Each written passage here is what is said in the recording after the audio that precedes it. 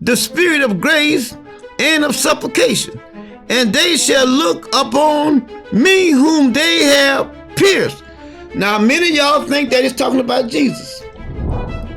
Judah had nothing to do with Jesus being pierced. But as I stated, they would take our stories and put them over there and then come back over here and then grab bits and pieces and tell you, well, this is pointing to Jesus over there. There's nothing in the Old Testament pointing to Jesus anywhere. And I repeat, anywhere. There's no scriptures in the Old Testament ever pointing towards or leading anything about Jesus. Period. Greeting our Hebrew Israelite brothers and sisters. This is the High Priest L.D. Smith, the watchman on the wall. Family, as always, grab that King James. But first and foremost, we want to give a shout out to the whole family. Israel. That being said, family, we got a hot topic again tonight. Oh, we got a good one. We got this one here. I think I named this one, They Have Pierced Me. Yes, they have pierced me. Now, I know y'all think that is Jesus, but I'm telling you, family, this has nothing to do with Jesus. Okay? They took our stories and put them over there in another book and then put a demigod over there to make it seem like he is the most high God or he's God's son. None of that is true. All that is nothing but a fabrication. Now, we're going to be coming from the book of Zechariah, and we're going to start with verse 7, all right? Now, let's start there. It says, the Lord also shall save the tent of Judah. First, that the glory of the house of David and the glory of the inhabitants of Jerusalem do not magnify themselves against Judah. In that day shall the Lord defend the inhabitants of Jerusalem, and he that is feeble among them at that day shall be as David, and the house of David shall be as God, as the angel of the Lord before them. And it shall come to pass in that day that I will seek to destroy all the nations that what come against Jerusalem. And I will pour upon the house of David. Y'all listen now, listen closely. Listen at all the words that are being said in here. See, because I don't want you to get lost in the sauce. Okay? Look what he says here.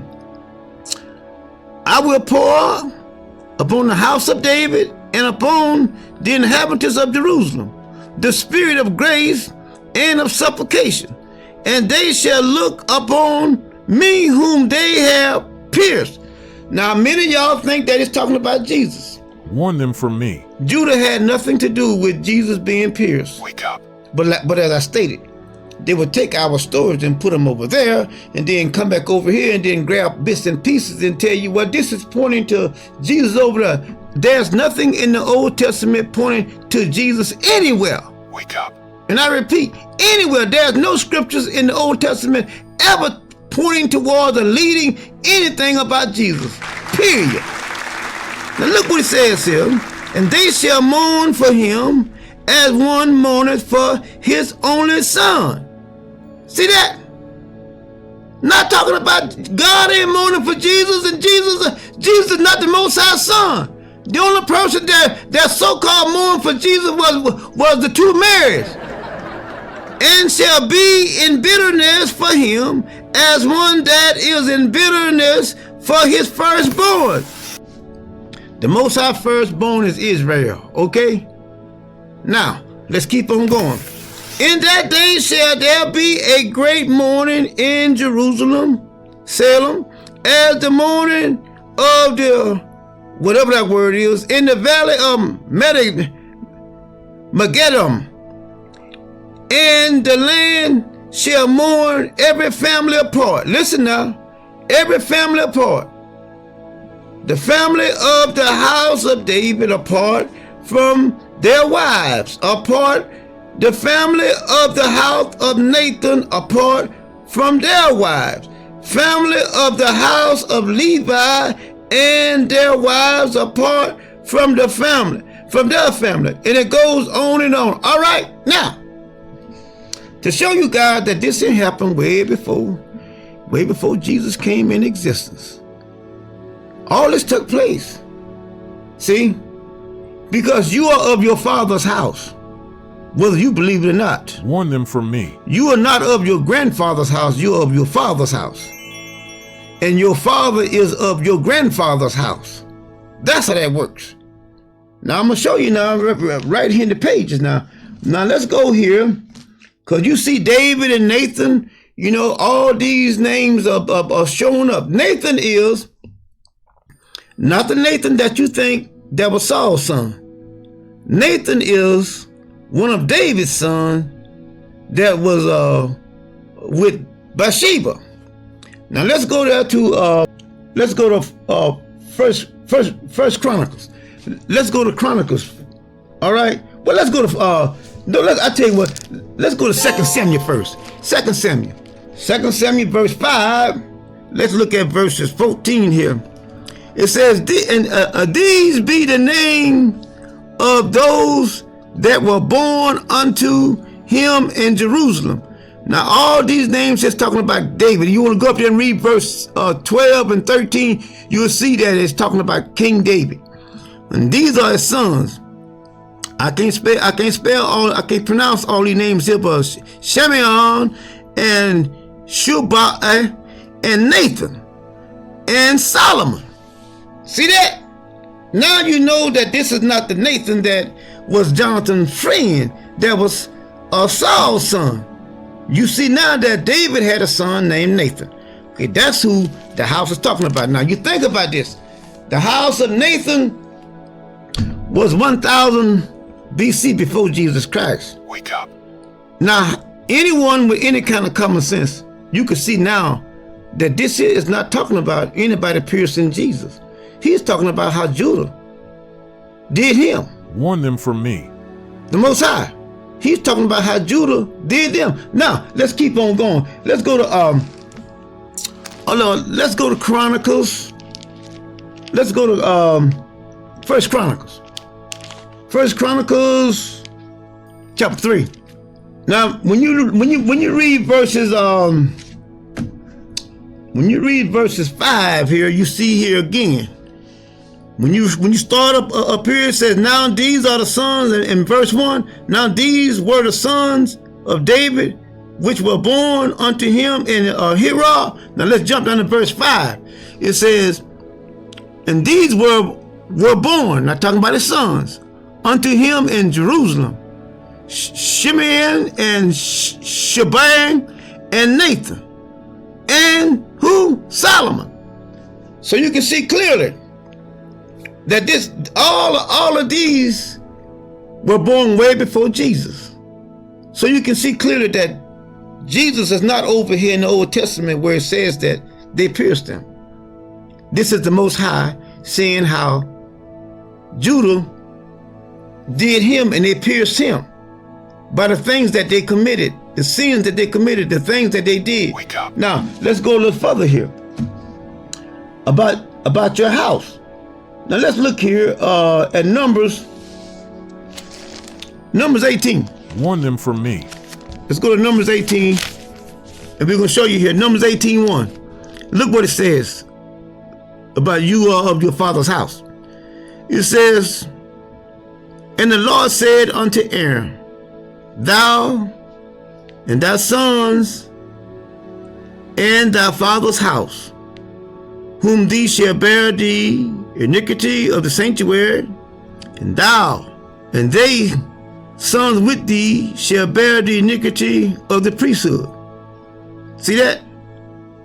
Thy father's house. Now let's go a little further. Let's go and look at Leviticus. Let's go to the book of Leviticus, chapter 22. Okay, let's look at verse 13. Let's look at verse 13, 22 and 13. Look what it says. Well, let's go up a little further. Let's start with 11. It says, but if the priest buy in his souls with his money, he shall eat of it, and he that is born in his house, they shall eat of his meat.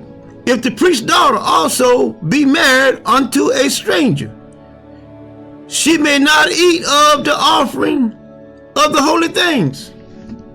Y'all see that? Warn them from me. If she's married to a stranger, she can't have none of the sacrifice. So how can anyone think that one that is outside the family can be grafted in to the family? Here is a priest's daughter that came from his seed. If she go out and marry a stranger, she can't have none of the sacrifice. But let's keep on going. But if the priest's daughter be a widow or divorced and have no child, and is returned unto her father's house, return unto her father's house, return unto her father's house, as in her youth, she shall eat of her father's meat, but there shall no stranger eat thereof. Y'all see that? You are of your father's house. Warn them from me. Nathan, David's house, of your father's house. Back in that time, Wake up. you can clearly see that it's talking about that time and not any time that is in the New Testament. They have no correlation, nothing to do with each other at all. So anyway, family, we just want to show you guys here that the piercing that took place in the Old Testament has nothing to do with any piercing that was so-called done in the New Testament. Until next time, we say shalom, family, and we love you. You've been lied to, thinking Jesus came for you. Han bled, died on a cross just to save you. And you've been made a fool, thinking you can speak it, confessing with your mouth Jesus Christ and believe it. Well now, you've been made a fool. What a fool, what a fool, what a fool. The Most High, He only rules in every nation, every heathen soon to see it. The Most High God is Israel's Redeemer, and only a fool would put another God before Him. First commandment, put no other God before me. Calling on Jesus Christ, Christ insanity. Believing on another God, pure insanity. You've been lied to, Jesus can't save you. You've been lied to, Jesus can't save you. You've been lied to, Jesus can't save you. You've been lied to, Jesus can't save you. You've been lied to, no one can save you. You've been lied to. This is the High Priest L.D. Smith, the one.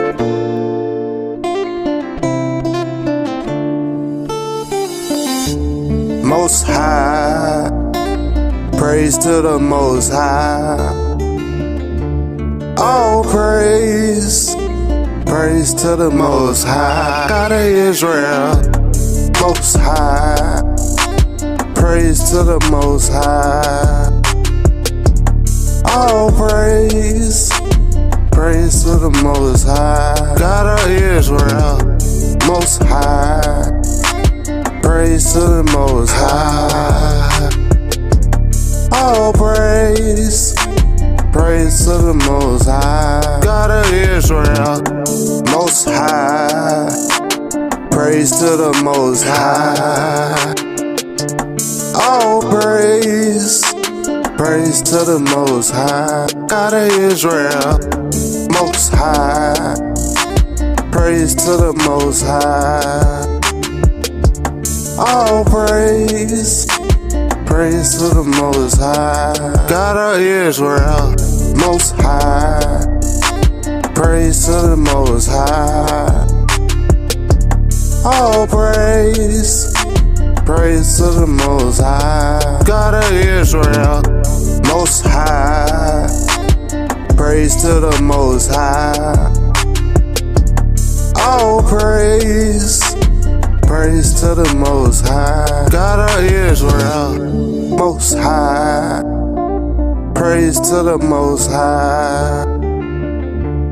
All praise, praise to the Most High. God of Israel, Most High, praise to the Most High. All praise, praise to the Most High. God of Israel.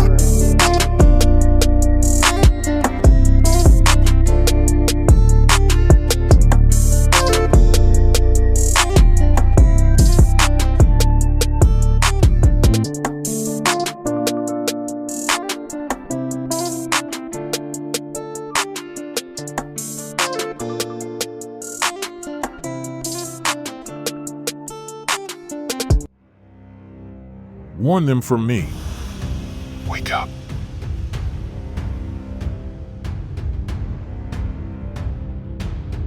Warn them from me. Wake up.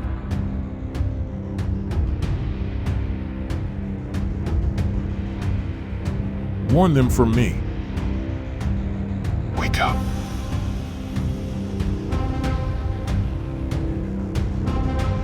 Warn them from me.